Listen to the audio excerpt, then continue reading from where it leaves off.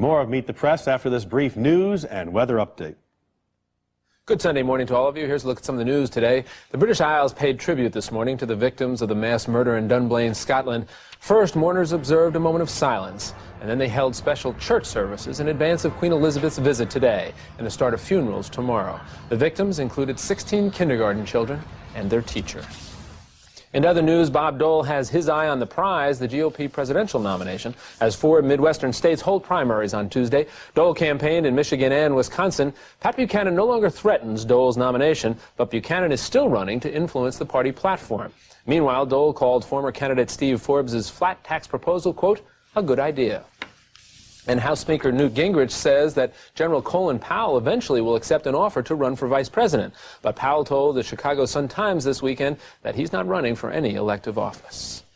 Details of President Clinton's 1997 budget plan will be released Tuesday, 2,000 pages long, and it weighs in at $1,640 million. The plan increases funding for the Education Department, reduces spending on Medicare and Medicaid, and cuts 31,000 federal jobs.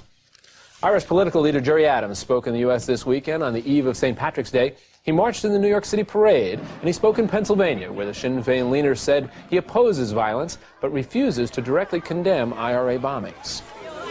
And one suspect is under arrest for the murder of a young Canadian killed while on spring break in Florida. The shooting occurred Friday night along the beachfront in Daytona Beach. 18-year-old Mark Fike was speaking with his mother on a payphone when a robbery attempt turned deadly. 18-year-old Donald Shoup has surrendered to police.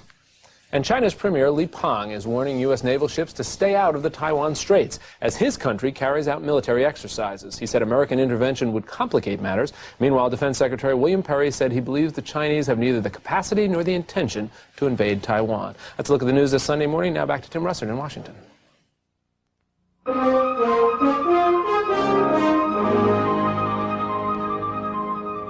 And we'll have more of Meet the Press after this brief station break.